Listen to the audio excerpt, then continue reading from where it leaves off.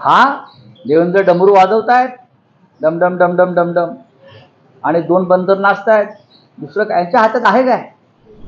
इतकी माणसं मरतायत महाराष्ट्रामध्ये.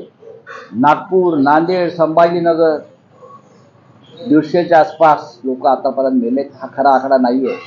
आणि मुख्यमंत्री दिल्लीला आहे.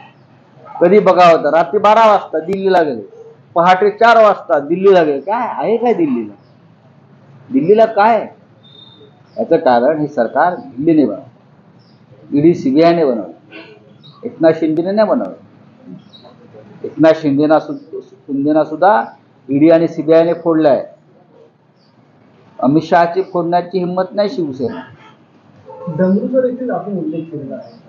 हा देवेंद्र डमरू वाजवतायत, डमडम डमडम डमडम, आणि दोन बंदर नाचतायत. दुसरं यांच्या हातात आहे काय? नाच मदारी.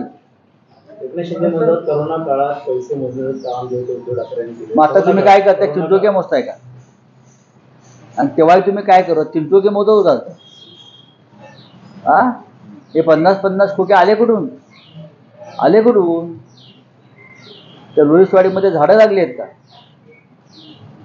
का साताराला दरे गावात झाडं लागली आहेत?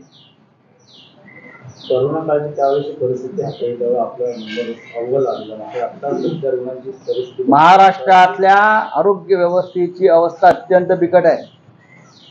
उद्धव ठाकरे यांच्या नेतृत्वाखाली आम्ही करोनाशी सामना केला. जगभरामध्ये जगानं आम्हाला मानांकन दिलेलं आहे की मुंबई महानगरपालिका, महाराष्ट्राचे मुख्यमंत्री यांनी किती उत्तम काम केलं आहे.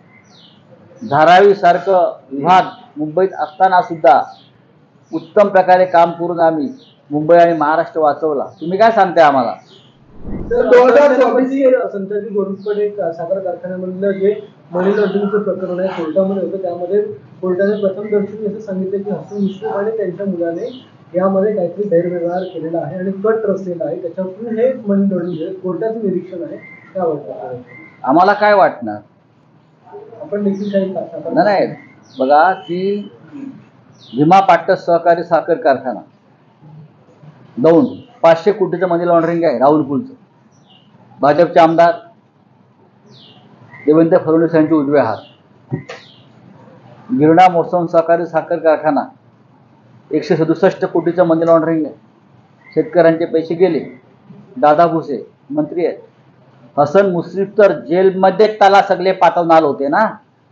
मग तो जेलमध्ये गेला नाही, तो मंत्रिमंडळात गेला, डायरेक्ट मंत्रिमंडळात.